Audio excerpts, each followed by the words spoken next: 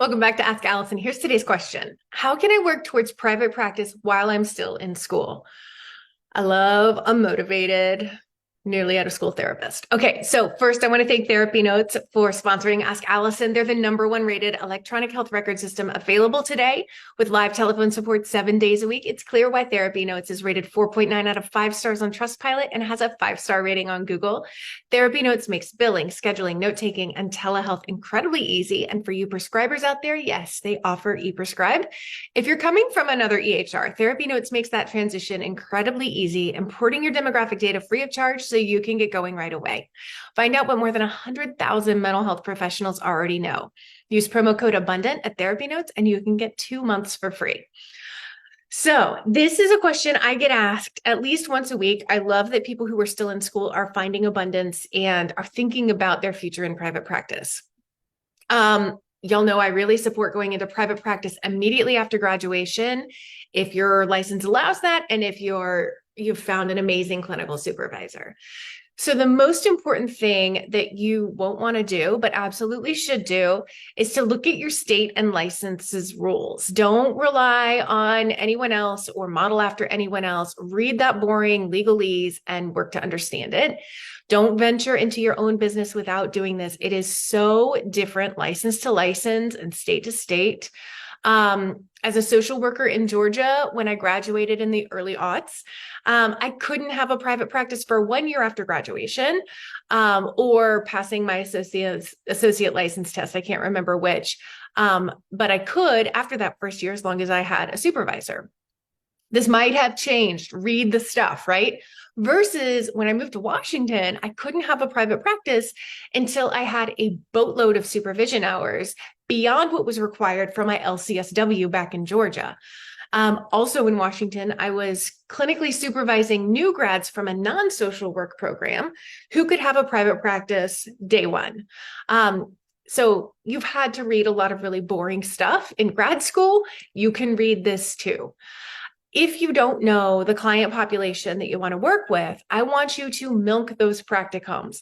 Try to get as much breadth of experience while you are being heavily supervised. At the very least, you'll probably figure out who you don't want to work with, which is a great start. And it's not a lesson that you should have to keep learning for years and years in agencies, in my opinion. Develop relationships with potential supervisors.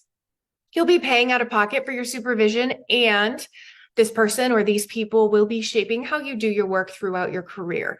It is very important as an investment and likely more impactful than all these classes that you paid for in grad school.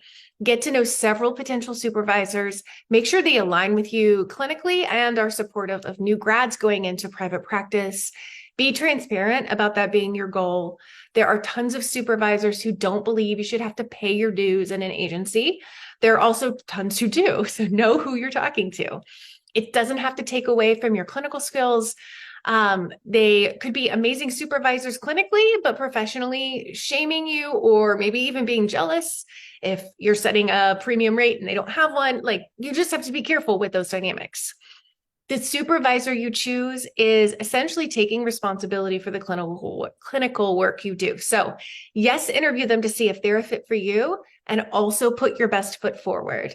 If you have an idea about your niche, start marketing your ideas, not your services. If you want to use social media as a tool, start posting regularly, see what gets engagement, see what doesn't, get comfortable on camera, see which strategies yield the best results. And see if you enjoy it professionally. You may not. You may then, pivot. Go ahead and create a website with no contact information on it. Start blogging or vlogging. Think about this as marketing as service, right? You're not even making it available for them to work with you at this point. You're just putting out content that your ideal clients actually care about. Network and get to know other therapists in your area. Learn best practices for these things. In the Abundance Party, we teach you step by step. And also know that a running start is really great, but you're also in a really busy period of your life right now. And it's not like grad school doesn't require a lot of your time. I know that some of us type A's feel like we have to go hard at everything immediately. And when we see our dreams so close after working towards it so long, it's easy to like keep sprinting.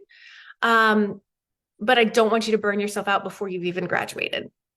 If private practice is how you're going to pay your bills after school, great. Get some work done when you can, since we never fill up as quickly as we hope.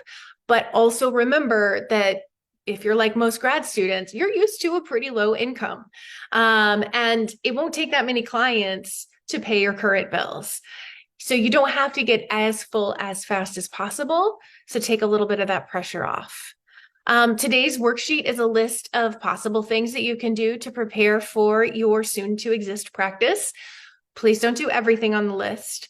Most of it is like pick and choose. So if anyone here needs help building their practice, we have tons of help at all different price points. Hit the link in my bio for more. I would say don't pay for anything until you're close to graduation. Like if you're in your first year of grad school, don't pay for anything right now, just consume free stuff. If you're in like the second half of your second year, that would be the time when you start considering spending money towards building a private practice. So yeah, in the meantime, follow for free support and to like continually stay in the conversation that private practice is doable for you. It is something that you can absolutely achieve. All right. I hope you have a really great day, and I'll talk to you later.